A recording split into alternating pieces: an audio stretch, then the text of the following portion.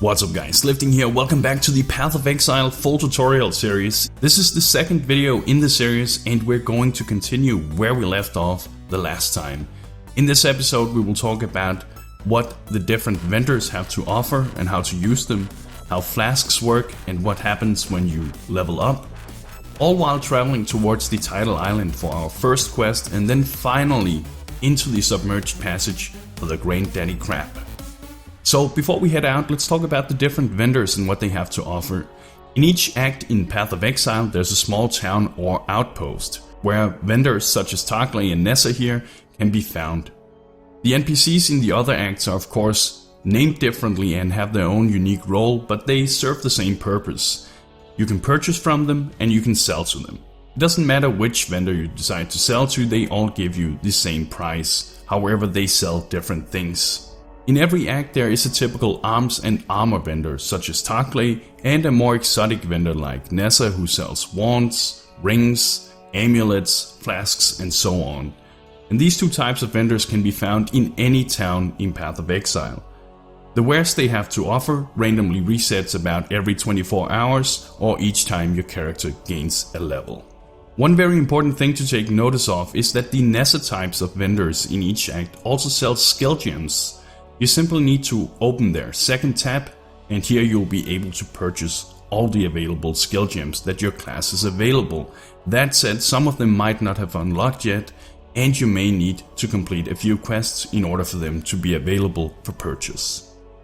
And as a quick note here guys, if you are in doubt of which skill gems your character can receive from quests or buy from the different vendors in each act, then check out the PoE wiki. Here you can look up any gem and see who gets it and when. If your character can't buy it or doesn't get it from a quest reward at any point in the game, you will have to either find it as a random drop from a monster or trade it from another player who has it, which is something I will show you how to do in a later episode of course. And I will leave the link to the PoE wiki in the description of the video. And as a final thing to note about vendors is that they sometimes sell what we refer to as chromatic items and six sockets.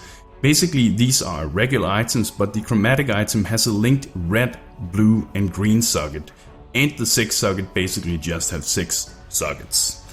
If you buy any of these from the vendor, you'll be able to sell it back to them in exchange for either a chromatic orb or 7 jeweler orbs. This is typically always worth more than the price you paid for it. The 6 socket items won't start to appear until level 55, so there's no need to look for these earlier than that in the game. But now let's check the vendors to see if they have any chromatic items we can buy and then sell back to them for higher profit. And there we go, it seems like Tarkley wanna sell us a chromatic bow for 1 wisdom scroll. We will take that deal and sell it back to him for a chromatic orb. Thank you for scam. And it's probably also worth noting that these items, these chromatic items and 6 sockets, also drop randomly as you kill monsters throughout the world, and that you of course should pick these up and sell them to the vendors for the same amount of profits. In a later episode I'm also going to show you how to exchange currency types using the vendors, but for now let's head onto the coast and talk a bit about how flasks work as we try to locate the Tidal Island. Oh, and let me equip my Molten Strike into my sword so I can use the skill now. And as we're now standing on the coast, I will open the world map to see where our quest objective is. And as you can see, it indicates that it is linked to this area, but it is in a different zone. So let's run ahead and try to find this new zone, the Tidal Islands. Typically it's always in the opposite end of the entrance to Lion's Eyes Watch, and it's always very close to the entrance to the mud flats. As soon as you see a waypoint, you are on the right track. Besides, there isn't too much to worry about in this zone. You may encounter the unique mob, Fire Fury. She isn't too bad though, she uses Firestorm and Flame Surge. However, once you get onto the later difficulties, you need to be careful if your fire resistance isn't high enough. And I will of course talk more about the different types of defenses and resistances in a later episode as well. So while we're running here, we might as well talk about flasks, as these are a little different than what you might be used to in other games. In Path of Exile, flasks are items you can find and equip, and they can have all sorts of different effects that range from healing, restoring mana, granting movement speed, armor, evasion, resistances, and then there is the unique flask that has all sorts of crazy properties. But for now, let's just focus on the flasks you have available, the life and mana flasks.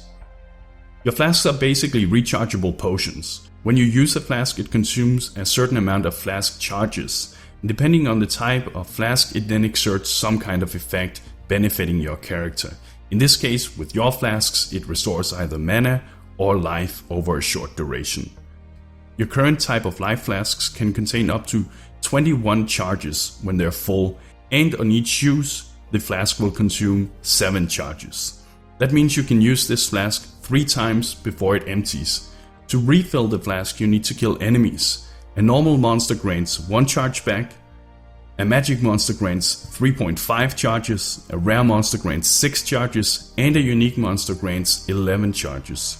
And in case you don't know, you can differentiate the types of monsters based on their glow or by hovering the mouse above it to see the color of its nameplate. A normal monster have no extra powers or attributes and have a white frame around their name. A magical monster can have 1 to 2 additional buffs and has a blue frame around it.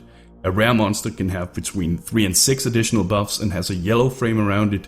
And a unique monster can have a random amount of additional buffs and has a brown-orange frame around its nameplate. Unique monsters are monsters such as Hillock, Fire Fury, Piety, Dominus, and so on. So enough about flasks. We are at the entrance to the title island, and as you can see, it is very close to the entrance to the mud flats where we have to go after completing the medicine chest quest. So let's make sure we grab the waypoint and then be on our way onto the islands.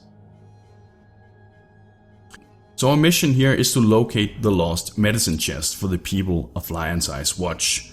To do that, we need to locate a shipwreck off the coast of the islands. Here we will encounter the unique mob Hailrake, who can actually deal quite a lot of damage if you get hit by his Glacial Cascade ability. So for this fight, make sure to always keep your health as high as possible so that if he hits you, you can take it. And as a general rule, anytime you encounter a magic, rare or unique monster, you should always read the information that their nameplate provides. This will tell you which buffs and weaknesses they may have. And in this case, we can see that Hailrake deals extra cold damage. This information is valuable. It basically tells you how to approach this type of monster, although in this case it doesn't matter too much as he really isn't that hard at this difficulty. But later on in the game you will encounter much harder enemies, and at that point it will be important to understand what you're going up against, and then based on that adjust your gameplay. Like for instance, in this case you could have made sure your cold resistances was higher to mitigate the extra cold damage and Glacial Cascade ability. And now that he's dead, we're going to loot the medicine chest, log out of the game and log in again. This will take us back to Lion's Eyes Watch without us having to spend a portal scroll. In most cases it's simply faster to use a portal scroll, but in this case it actually works a little faster doing it like this. And now let's turn in the medicine chest to Nessa and get our quest reward. It will present us with these 3 types of flasks, and in almost any case you should always pick the Quicksilver flask. This flask increases your movement speed for about 4 seconds and refills on kills just like the other flasks. It is much rarer than the other flasks, however, so it is typically always the best choice to go with. So let's pick it up and make sure to equip it. And you probably noticed that as we traveled towards Hailrake that we leveled up a few times. And 2 things happen when you gain a level. First of all, you gain a bit of extra life and mana, and you gain a skill point for each level. To use these you need to open your skill tree by hitting the P button on your keyboard. A seasoned player to the game will typically have a skill tree planned before they actually start the character, so that they know exactly what to choose. And I've done the same for this character, however there's no need to confuse you by showing you a skill tree with 110 allocated points, so instead we're going to take it slow and take it step for step. So when you're going to allocate skill points, the first thing you need to ask yourself when playing any type of character in Path of Exile is what skill and type of defense do you want to use for your character? And then based on that, how do you scale the powers of these? So in my case, for instance, I'm playing a life and armor based marauder who will be using Cyclone together with the 2-handed physical damage dealing axe later on in the game. The keywords in that sentence is life, armor, 2-handed, physical, and Axe. Cyclone as well, but we'll leave that out now for simplicity's sake. And this means that any skill node, any node in the skill tree that influences life, armor, physical damage, two-handed weapons, and axes will improve and scale the stats of my character when using this setup. So if I simply choose skill nodes that buffs these, that has these words in them, things can't go too bad. There is of course always more efficient ways to reach certain skill nodes, and some nodes might be more efficient than others, but that is part of the learning experience and you will eventually get to know these. But as I just said, just ask yourself, what type of character is this going to be? What will be his type of defense? Will he be using spells or a weapon? And which nodes in the skill tree can I then pick to scale my character's damage or survivability? So again, my character is life and armor based, will be using two-handed weapons and dealing physical damage. Because of that, I'm going to select the physical damage nodes here in the beginning to effectively scale my damage, both short term and long term. Now, one thing to note is that if you're playing as a different class, you'll be starting at a different place in the skill tree. And I talked a bit about this in the first episode, but let me demonstrate it here. The Marauder starts here, the Templar here, up here we have the Witch, and to the right we have the Shadow, down here we have the Ranger, and as you can see, this is where we start, and then finally in the middle of the skill tree is where the Scion starts out. And don't worry guys, I know this is confusing and no one expects you to understand this right away, but because of that I will of course talk much more about this in future episodes. Another thing that happened while we were hunting down Hailrake was that some of our skill gems leveled up. Fortunately, this is a fairly simple system. Skill gems, just like your character, gains experience as you kill stuff. Once they reach a certain amount, they level up and their effectiveness increases. So before we head into the mudflats, we're quickly going to sell our items. In Path of Exile you don't, unlike many other ARPGs on the market, get gold in return for selling items. Instead you'll be paid in what's referred to as currency items. These types of items can be used for three things. The first is to alter, change or improve an item. The second thing is that since they hold a certain value, depending on the type of currency item, they can be used to trade with other players. Or thirdly, to be converted to other forms of currency. You can always know it's a currency item by looking at its text color. If it has this brownish, unique, goldish thing to it, it is a currency item. And we'll be talking much more about the types of currency, but I'll dedicate time for that in another video later in the series. For now we're going to put the currency items in our stash. Now let's take the waypoint to the coast and then from there run into the mudflats.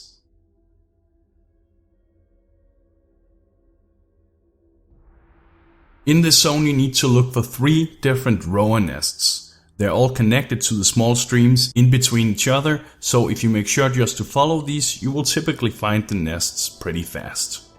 By looting each of these nests we obtain 3 different quest items. These are necessary for us to be able to open the Submerged passage. Inside the Submerged passage we're quickly going to grab the waypoint near the entrance and then start looking for the flooded depth zone. As it is here, we will stand face to face with the Dweller of the Deep, also known as the Granddaddy Crab. This fight has 2 phases, one while the crab is wearing its carapace, and one without. Make sure to read the stats on its nameplate. During its second phase, it will sometimes shoot a barrage of projectiles. These can potentially hurt, so try to avoid these, and you will know it happens once it turns its ass towards you out of the blue. And now that the crab is dead and the quest is complete, we're going to create a portal back to Lion's Eyes Watch using our portal scroll. And now back in Lion's Eyes Watch, we're going to check our quest log, and we can see that we have to talk to Targley to receive our reward. The reward is a book of skill, which when consumed grants a skill point for our character. And there are currently 6 quests in the game granting a skill point. One of them even gives 2, and that means if you do all of these in both normal, cruel and merciless difficulty, you receive 21 additional skill points, and that is without taking the bandit quest rewards from Act 2 into consideration, which we'll talk about once we get there.